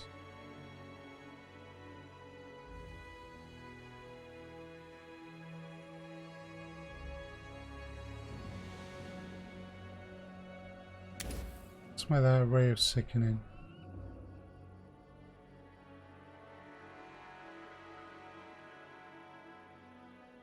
Move paralysis. Again, protection from alignment, but you don't know what alignment you're going to be dealing with. So I'm not inclined to worry about that.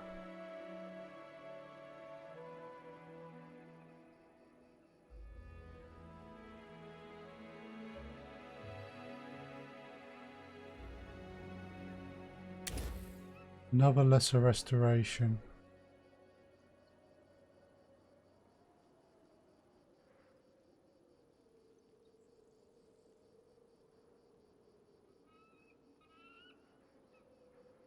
It's quite nice. An aid.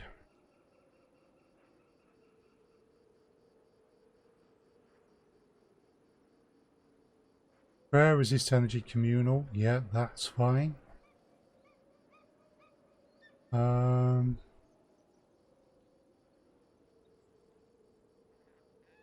Dominate animal. Fair enough.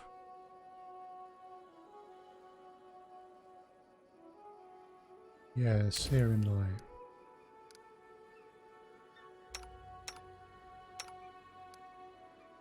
Oh, that's the spellbooks all sorted out.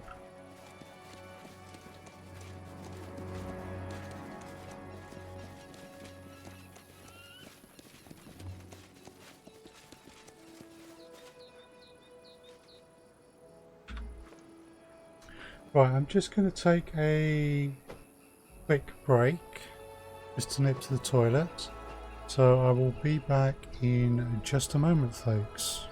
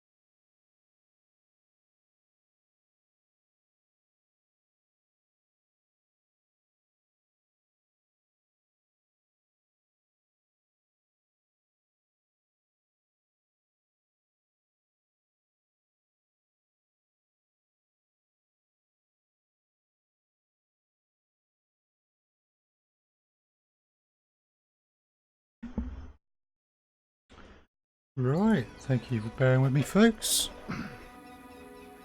So, let's head back onto the world map. And I don't think we've left anything behind we don't want to. No, we can leave.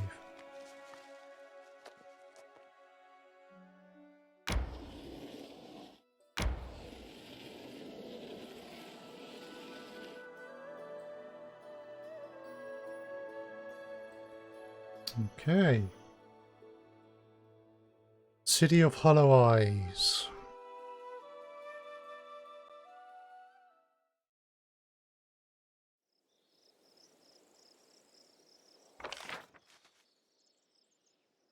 Quite large.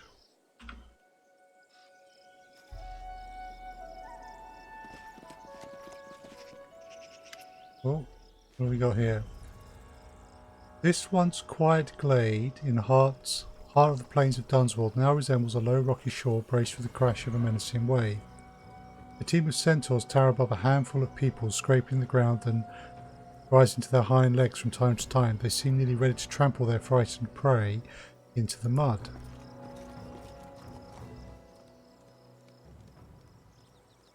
Svetislava, noticing your party, a woman in simple peasant robes break away from the group and throws herself at Maegyr's feet.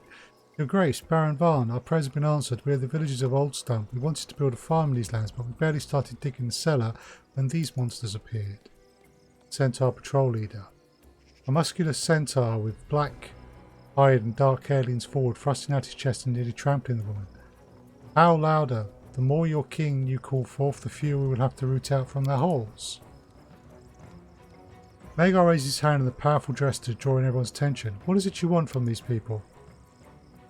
What do we want, two-legged? You ask this after everything your kin have done? You've come to this land uninvited, dig up the ancient graves and attack us. The guardians of the land, what do we want? We want to clean the world of the dirt you spread. Okay. We got a good chance on that check. And we've got a very good chance on that one. So, examine the centaur's gear. So we succeeded. By the signs and patterns on their weapons and clothes, you recognise them as belonging to the No-Man tribe, a warlike clan of centaurs that long ago settled in these lands. In ages past, the tribe fought back the Taldans who tried to settle the region and were almost completely wiped out. The No-Men haven't shown themselves for a long time, but they can hardly hold any warm feelings towards you.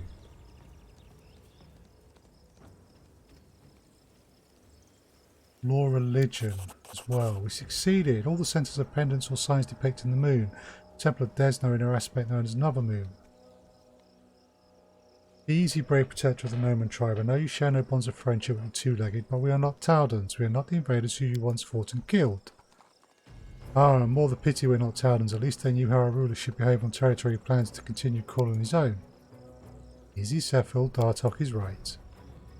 I've always thought it's a good sign when hostile parties begin with conversation rather than an arrow in the face. If you will spend your time insulting a stranger, then you will surely spend a moment more to explain in detail what my race and my subjects might have done to offend you. What have we here? Two-legged with reason and dignity. Not like these others, they are deaf to our warnings. The centaur nods at the settlers. Fine, I will tell you. Well, I will use the words of the ancient songs and of a chorus Silverfire who sees far further than any of your sages and rulers. We are guardians of this land, and it is imbued with evil. The centaur speaks in a measured melodic voice, carefully reciting a sacred teaching. Evil sleeps here under each burial mound, under each obelisk with one-eyed skulls, and you two-legged dig this ground like moles, stealing secret treasures from the ancient graves and tempting their dread magic. You will ruin all. The one who sleeps must continue his slumber. The caged one must remain behind bolt and bar. Do you understand, two-legged one? I'm giving you a chance to take this rabble and leave. Go away from the city of Hollow Eyes, away from the burial mounds, away from the obelisks and the other Cyclops ruins. Turn away from the past and Noman tribe will leave you in peace. So Safar, well that's just wonderful. By a rough estimate, he just demanded that we relinquish 2/3 of the barony, including the most fertile fields and mines. Only the barren rocks in the mountains are free from Cyclops ruins. Maegyr, we simply can't agree to that. I don't want bloodshed, but we must come to an agreement. Those who have lived here long before us.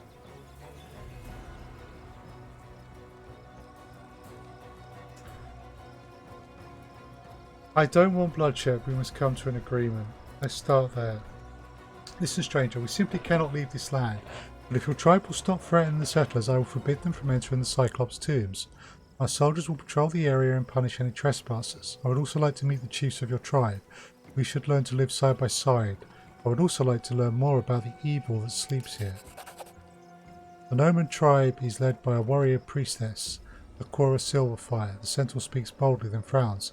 I do not believe a word you say, human, but I will give you a chance. If the two-legged keep their noses out of the tombs, then we will let them remain. Let them plant their orchards and build their homes, but if a single one breaks our agreement, there will be trouble.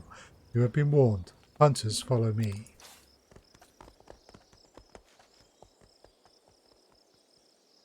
Right. The moment the Centaurs are left, Sephiroth sheds his nonchalant mask and turns angrily to Maegyr. What were you thinking? These creatures are unpredictable savages from what we hear, fanatics as well. And as soon as a trade caravan unknowingly stops at a wind-worn Cyclops stele or children run inside a tomb and play hide and seek, they will return and bring carnage with them.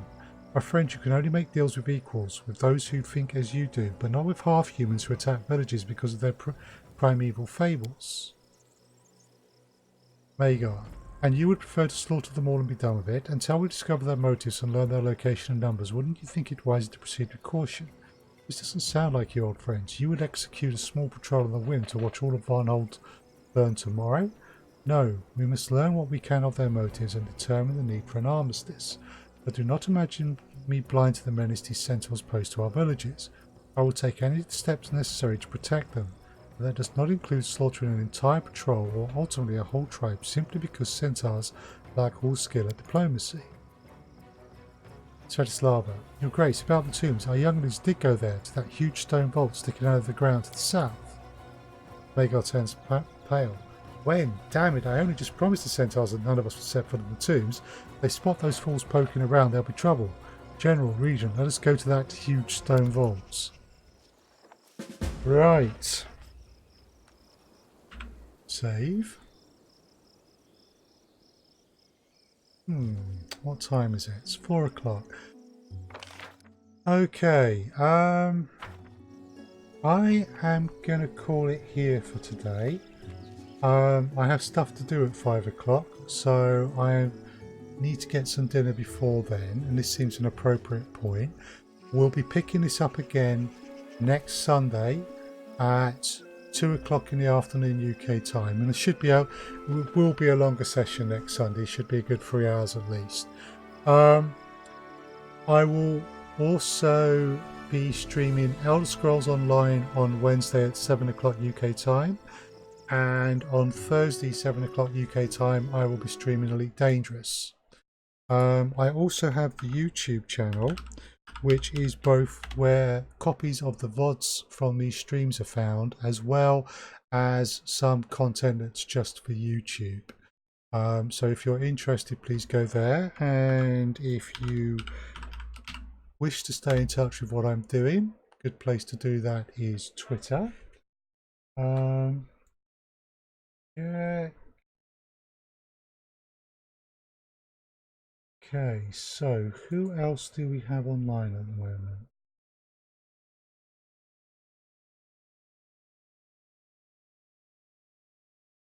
Right, unfortunately, as I am a bit pressed for time today, I'm not going to do a raid. So I will leave things there.